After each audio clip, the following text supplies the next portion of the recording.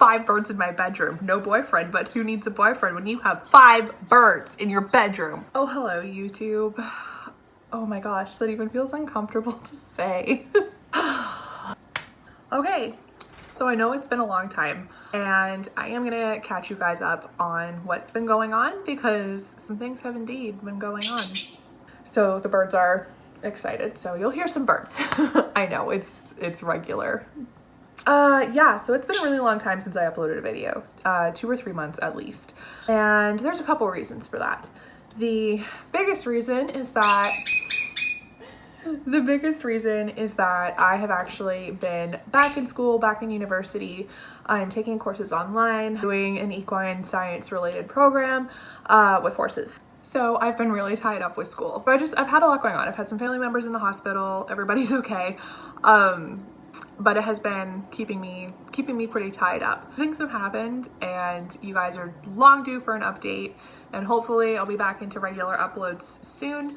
So in my last video, I talked about Chip and his long-term sinus infection and how we were using a nebulizer to treat the infection and kind of try and get his symptoms under control. That worked really well for a while. We kind of always knew that this wasn't an infection that Chip was necessarily going to beat. It ultimately came down to keeping it under control so that he could maintain a good quality of life for as long as he could. You know, he was an old dude. He would have been 9 in September. Oh, spoiler alert. I just said it. So at the start of this month in August, Chip did pass away. He's doing really, really well. We'd even weaned him off of the antibiotics a couple of times, and his infection would always come back, but as soon as I put him back on, they would clear up. He was doing really well, and then he just kind of started slowing down. He had a couple bad days. He had one particularly bad day on a Saturday where he just wasn't comfortable. He was sneezing a lot. He was pressing his head into stuff like he had a headache. He just wasn't comfortable. And I almost actually had him euthanized right then. But I decided to try him in the nebulizer another couple times and see if I could get him comfortable. And that seemed to work. And then the following Sunday, he felt a lot better and he was perky and chatty and acting totally fine. But then the Monday after that, so 2 days later, he was just really sleepy. He just slept the entire day. And that was kind of when I knew okay, nope, this is time. So that was at the beginning of August. Yeah. And then after that, I had posted on Twitter that I was kind of casually looking for a baby boy parrotlet. If you guys know me in real life, you know that I rescue my birds. They all have come from kind of messy situations. You know, I've lost 2 birds within a year of each other. Chip and Nala both went pretty close together, and I was kind of just I just want one. I just want one nice, fresh, tame baby that, I just want one. I just want one who doesn't need a ton of rehab and socialization. But there's not really any parrotlet breeders in my area, which was fine because I wasn't planning on... Wow. There's another spoiler. So I got more birds.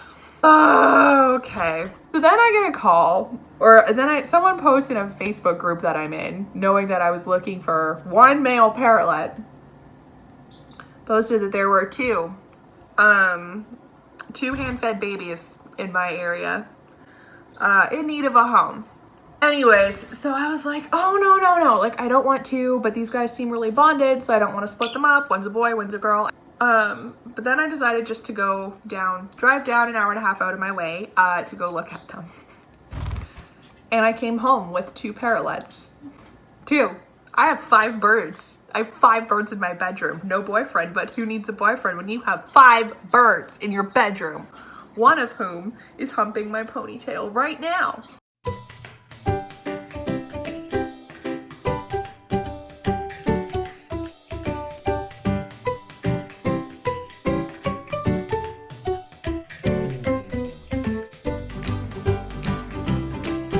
Yep, so I came home with 2 parrotlets. And my plan, I wasn't planning on bringing home more birds this soon, but parrotlets are really hard to get in my area. I literally happened into these 2. So I did it. Now, before we move on, I would just like to take a really quick second just to remind everybody that you should not be impulse buying birds. Was I planning on buying these birds? No. So if you want to categorize it as an impulse buy, sure. But keep in mind, I not only have a 10-foot aviary to put these birds in eventually, I also have multiple separate cages in the meantime. I have a ton of bird supplies. I work for a bird supply store, and I have the resources available to me that in the event that something does not work out, I have places to house these birds or places that they can go, worst case scenario. So, you know, was it a planned purchase? Definitely not. Does that mean I was unprepared? Definitely not. So just keep that in mind before anyone thinks that I'm like condoning impulse buying birds.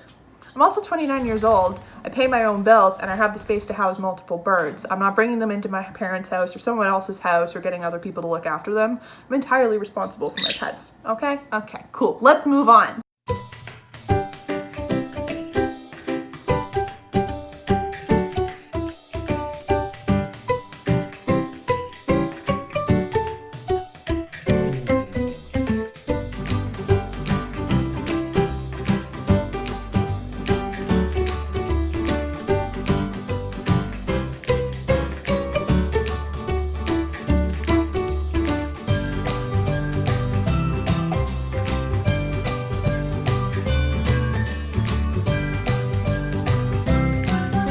So yeah, their names are Matcha and Wasabi.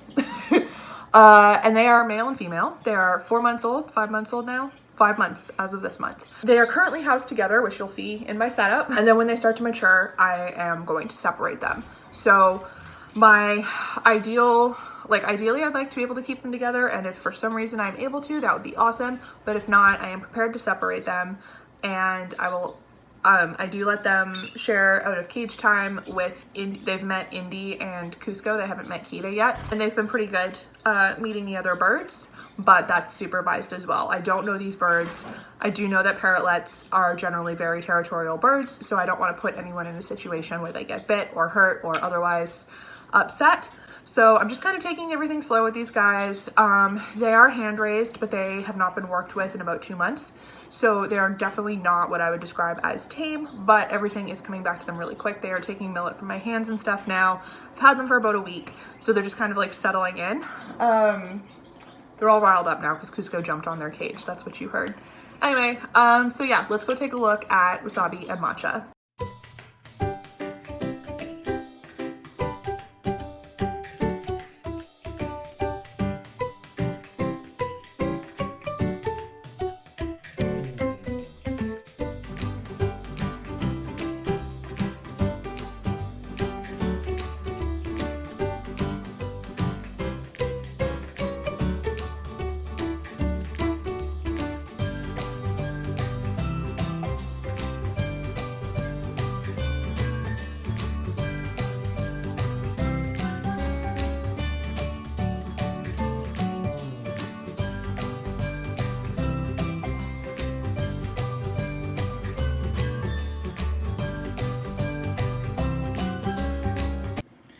I'll do one last little aviary update just as everybody's kind of getting ready for bed here. I did recently add new full spectrum lights up here, as well as the second fixture for extra light right here, which Indy, oh gosh, I don't know if you can see it. If it'll focus, Indy is obsessed with this light. He hangs right under it. Look at him. He hangs right under there and just like marinates. Cusco is still super obnoxious. Indy's also really interested in the new parrotlets. He's been out and met them a couple of times. They're not super sure about him yet, but they're not aggressive towards him or anything. They're definitely interested. Just open the door. Oh wow, pretty sunset tonight. This is all sunset light. Wow. Anyway, hello. There's Kita. Shy as always. She's doing really well. I recently put some acrylic foragers in here, which they're really enjoying. And I'm also getting ready to redo the floor. Right now I'm literally just using paper towel because the vinyl that I was using ripped. So I'm getting ready to redo this entire area because changing this every other day is super annoying. And also because I wanted to protect my carpet because this is a rental. Then back here I have the portrait of Nala that one of my clients from the barn made me. Yeah, so overall everybody's doing really well. Indy was actually at the vet for a wellness checkup the same day I got the Parrot babies actually. So about 2 weeks ago now. And he is doing super well for his age. He's 12 or 11. He's turning 12 in November. Where are the babies? There they are. They're not too sure about my camera yet. So this one here is Wasabi, the male.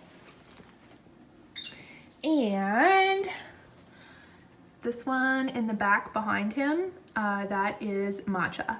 So Wasabi is missing some feathers on his head, and that's just from Matcha overpreening him. They are also going through their first molt right now, but his head looks a little wonky. He's not sick, he's not injured, anything like that. He's just a little bit overpreened.